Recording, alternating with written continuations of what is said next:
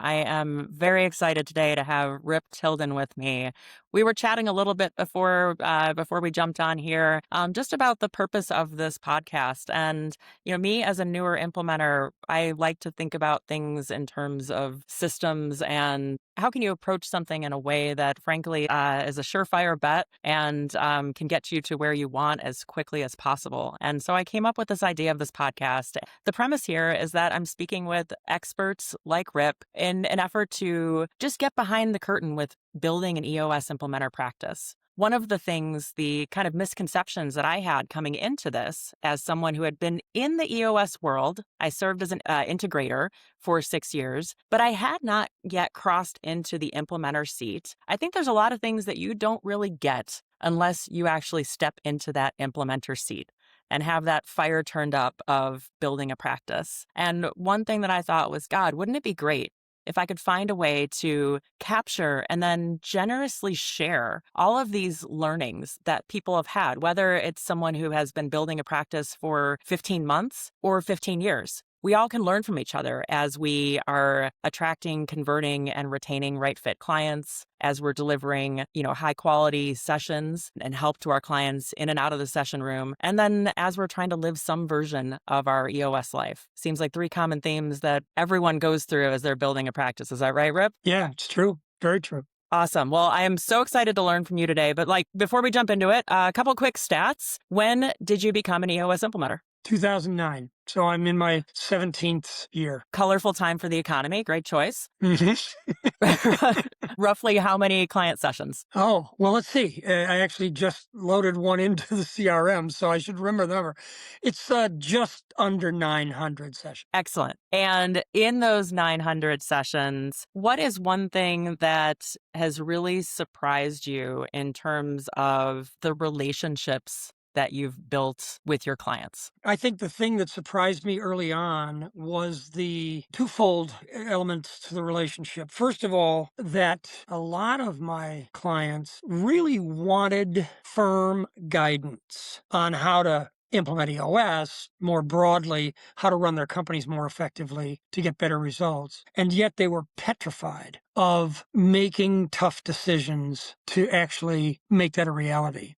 And almost always the tough decisions are people decisions. There's occasionally tough operating decisions, but the fact is it's always all about the people. And I was surprised at how challenging it has been over the years for my clients to make tough people calls and to stick. That's on one stream. Yeah. And the parallel stream is to stick with the disciplines of implementing EOS in a consistent way. One thing we've learned, and Gino learned it before any of the rest of us ever were considered as implementers, is that if you really follow this particular set of management practices with consistency, if you use the tools consistently the way you're taught to use them, you will achieve better results. And yet, it has been hard for clients over the years to do that. They just get distracted. They wander off the page. I had a 7-year client that I was with 2 weeks ago, and I had to reteach them for the 15th time how to run a level 10 meeting. They know how to run a level 10 meeting. There was nothing new that was revealed to them going through the tool, but they needed to be reminded of the importance of sticking with the disciplines. So that was a surprise to me. That's one track. The other track is Sure. the deep challenge that every client I've ever had has faced in making tough people calls. Absolutely. And then, but what a fitting answer for a question about relationships, because at the end of the day, these relationships are with humans doing Yeah. very human things, and human things which are avoiding pain. Ow, that's hot. It's a lot easier to avoid a sticky discussion. We have this inherent loyalty to people who have gotten us here or there. And also the allure of something is shiny, something that's shiny. And even if it has been working, it's, well, this has been working and I wonder if this will keep working. I must jump on to something different. Yep. So in your time in implementing sessions since 2009, I'm curious, in terms of people decisions and your practice, have you ever had to make a hard people decision, whether it's Yeah. either someone who works for you or perhaps a client? Well, yes, on both counts. I have a business partner who is also an EOS implementer, a guy by the name of Tim Thomas. And Tim and I have operated in parallel throughout the years that we've been implementing EOS, and we also have a separate practice that's a leadership development practice. Hmm. We haven't had a lot of employees, but we've had a few. In a couple of cases, we've had to make tough calls with regards to administrative assistants that just weren't working out. And we didn't want to because they both came to work for us from relationships in the past, and it was difficult. But we did make those calls, and we're in a better place. We've got other team members now that are in those seats who are great folks.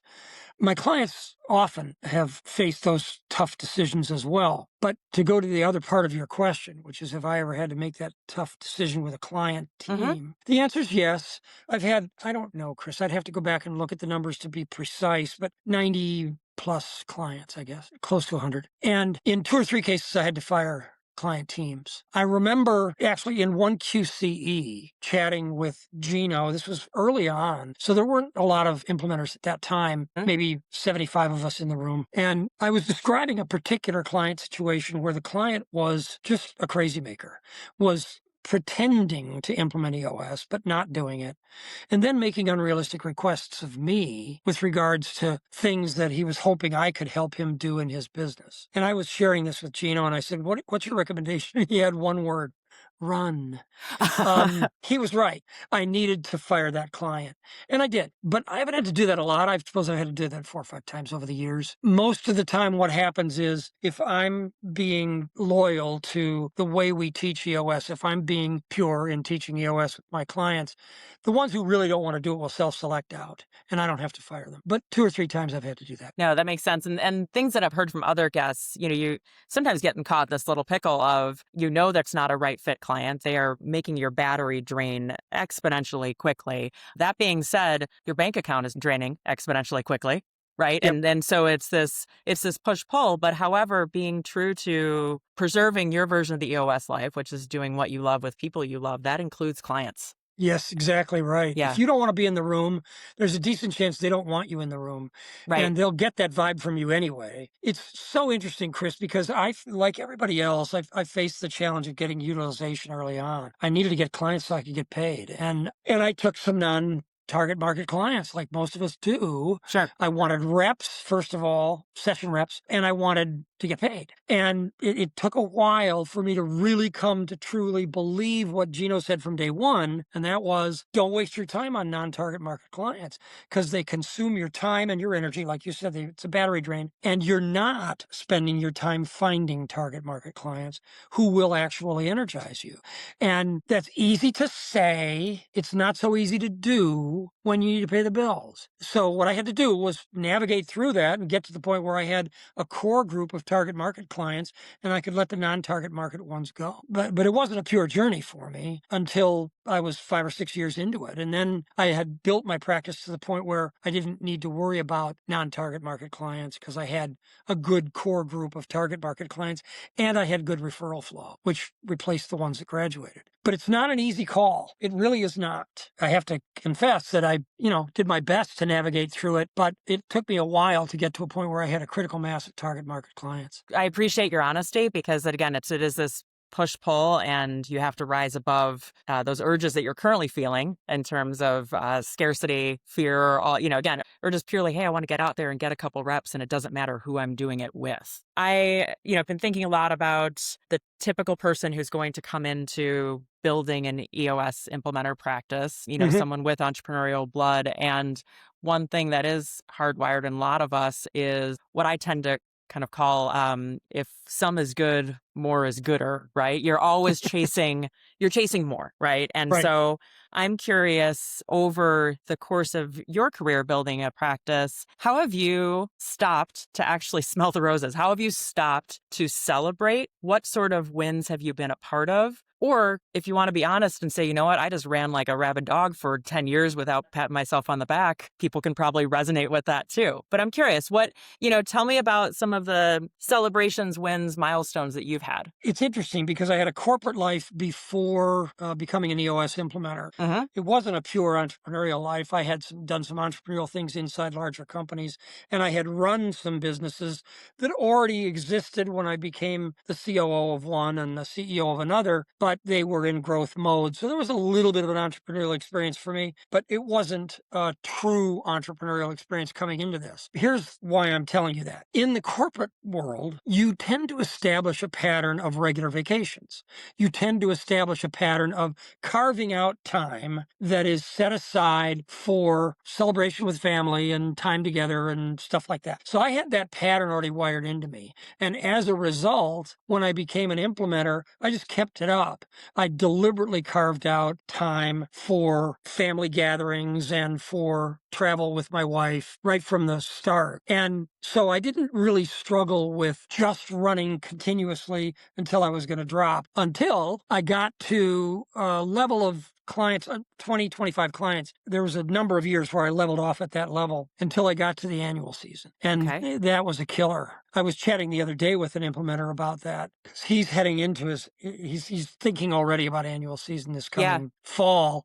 And he knows he's going to be working many weeks. He'll work 5 days or six. Right. And what I told him was, I discovered that I was very ineffective by the time I got to the third client in a week. That is for 2-day annuals. Right. So I was working Friday and Saturday with that client. I was very ineffective.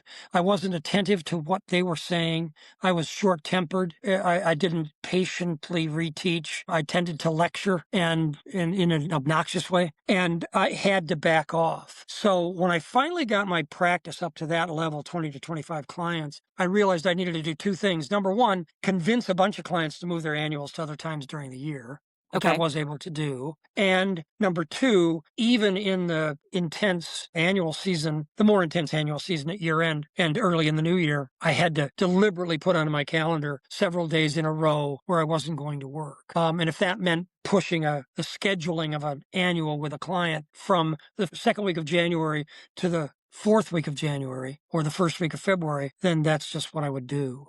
So I had to get purposeful about it once I had built my practice to that level because the annual season can be so exhausting. It did help that several clients agreed to take their annuals to June and July and August and September.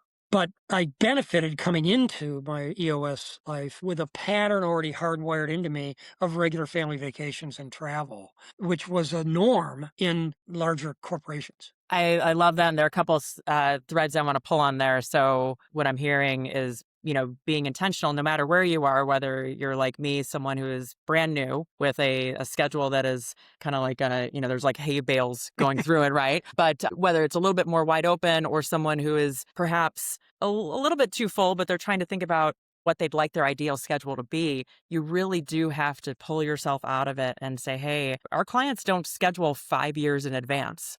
We do have this opportunity to go and reset and Yeah, recalibrate, but we first need to know what we want because otherwise we get dragged along and you end up waking up one day and finding that you're working 6 days a week throughout the holiday season, which wasn't your idea of the yeah. EOS life, right? And then once you find what you want, you have to advocate for it in a way where you're doing what is still for the greater good of the client. So I'm curious for anyone, I love this as we're, yes, it's midsummer, but annual season is right around the corner. And for someone who is flipping a couple calendar pages and saying, oh my gosh, that quarter is going to suck, how would you guide another implementer who would like to have that conversation with one or two or five clients in terms of shifting their annual season? What's the verbiage that you use? Yeah, it's a great question. What I said was, if you keep your annual in the winter, I will be in a position where I will be working constantly with a whole series of clients, and I'm really concerned I'm not going to be as effective for you as I should be. So I'm approaching you and a number of clients to ask if you would be willing to move your annuals to other times of the year. Because the way we teach EOS, it's quarterly rhythm. It doesn't have to be tied to a fiscal year or Right. a calendar year.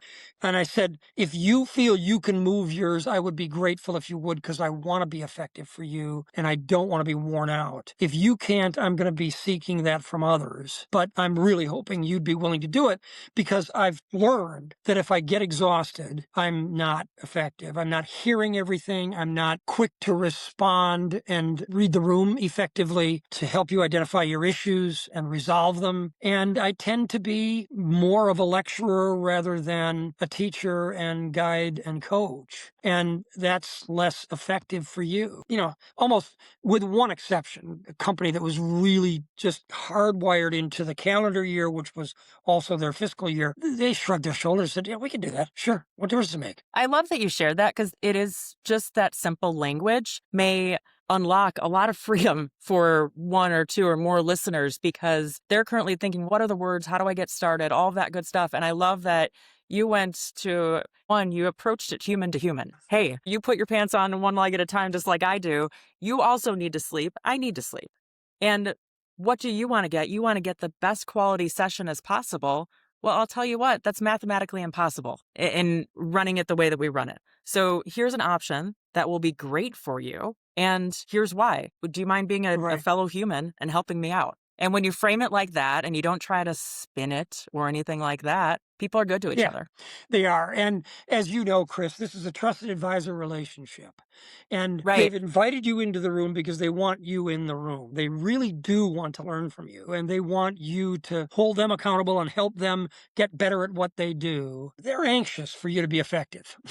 They don't want to pay your fee and have you be Right. only half engaged. So, the response I got was pretty cooperative and supportive. No, that's great, and that's a great share on positioning it in a way where it is a win-win. Let's dig more into the trusted advisor relationship because as we know, one of the best ways to get more clients that you love is to do an incredible job for the clients that you have and love. Give me one or two real examples of the way that you knocked it out of the park with one client and that begat one or two more of their friends. It's interesting. I never would have, when I started my EOS practice, predicted that I would end up with a chain of clients in a couple of different industries, but I have. One is wealth management. I ended up getting a wealth management client early on. We really clicked, and I worked with them for 7 or 8 years. And along the way, they talked about EOS and they talked about me as an EOS implementer to some other wealth management firms who were not direct competitors of theirs. And because they were located geographically somewhere else or they had a different target market, and they made referrals. You're absolutely right. The single most important business development practice you can employ is doing Right. great work. So I ended up with a series of referrals with wealth management firms. And to this day, I still have several wealth management clients. Same thing happened in the estate planning Hmm. world. That's a very specialized area of law. But there's a whole group of estate planning law firms that are deeply dedicated to EOS. They belong to the Estate Planning Academy. The academy itself runs on EOS. And along the way, I got introduced to one estate planning firm that wanted to embrace EOS because they had heard other firms in the academy talking about it. And I was local to them. So we began working together. And they were so enthusiastic about the work that they referred me to several other estate planning firms who became clients, a couple of them whom still are. So ultimately, the trusted advisor element here is that when you build a relationship with a client that where they recognize they're learning from you, they're benefiting from you being in the room, and they know that you have their best interests at heart, that you're not making decisions that are best for you. You're guiding them to make decisions that are best for them. It really does have a deep impact on them, and it has a lasting effect on their ability to prosper in their working life. And they tend to want to share that, which is pretty gratifying. It's pretty flattering. But it does start with absolute clarity on the part of the implementer and the client that the implementer's focus is on what's best for the client. This is self-evident on one level for us as Right. implementers. And yet at the same time, I think it's always important that we remind ourselves of that because it requires a certain amount of professional humility. If I'm going to focus on what's best for the client, then in a session, I'm going to address things that concern me when I listen to them. with regards to their issues, with regards to the way they're implementing the tools, etc., because I care deeply about them, not because I want to scold them, not because I want to pound the table. And sometimes you have to be dramatic to get through to them. But ultimately, if they know it's happening because you really truly care about them and love them and want them to prosper, then they're going to receive it in a spirit that is likely to make a difference for them. And they tend to really take that into their own Hmm. DNA in a way that I think increases the likelihood that they're going to be more and more effective in using the entrepreneurial operating system to their best effect. That's great. And it reminds me of the conversation that I had with our mutual friend, Dan Wallace, who very humbly shared, in a way that only Dan could, very humbly shared that he had to rebuild his practice multiple times. And I think that many of us have, you're either at the spot of building a practice or rebuilding a practice. You're somehow trying to drum up more business, and it's easy to get distracted with activities that are loud. I'm going to put out a bunch of gibberish on LinkedIn. I'm going to do this and that, and pulling yourself back and saying, what am I doing that is just giving exponential amount of love to the clients? Or frankly, if it's just one client, say you have one client, that was the best advice as I started to make these outreach calls to implementers in our community. I had just booked a 90, and the advice that was given to me was just get obsessed about that client like they were the only client that you will ever have. And just walk in there with not only, this willingness to love and serve them, but the framework, the mindset, like you said, serving them is not being a yes man and placating them. They have enough of that around the table. Yep. Serving them is pushing them to see what they don't want to see. It's pushing them to take action on what they're deeply scared to take action on, and then celebrating them when they do those things that they thought they couldn't do. Yeah, it's very well put, Chris. It calls to mind my mother's greatest leadership lesson, Okay? which was two words. Two words. People know. Mm, She told me that in seventh grade. And the reason she told me that was because I was all worried about what the other kids in middle school thought of me. Who knew that would be a problem for a seventh grader, right? In any case, she said, "Will you relax?" She said, "People know." And I said, "What do you mean by that?" And she said, "Look, don't you know the kids in school that are the good guys and the ones that are the jerks?" I said, "Yeah, I do." She said, "Well, why wouldn't people know that about you?" She said, "Just don't be a yeah, jerk, be a good guy." But people will know right. that. They may not say it, but they will know it. I learned over the course of my working life that the very same thing is true in the workplace. People know if you're authentic. People know if you really care about them. They know if when you're holding them accountable with tough love in a session, they know if it's coming from a position of caring about them or if it's a performance on your part that's ego. They know that. It's not difficult for them to perceive that. So you have to be genuine. You have to be authentic. And when you are, you build that trusted advisor relationship in a very deep way. And by the way, it often leads to a higher referral rate, although you don't do it for that reason. But it happens because they care about you. They're proud to be associated with you, and they're happy to tell others about you. I love that. I can't think of a better note to end on than just for all of our listeners to just kind of sit on that people know, and think about as you're going on your next drive or your next walk, think about, how am I truly showing up in the world? Am I giving from an authentic place, or am I projecting from a place of scarcity or performance? Yeah. And what can I tweak, or what can I maybe amplify a little bit more? Because at the end of the day, people know, and it will amplify itself. And we are wildly in control of that. So, Rip, thank you so much. Great to spend some time with you today. Thanks, Chris. I enjoyed it. Thank you.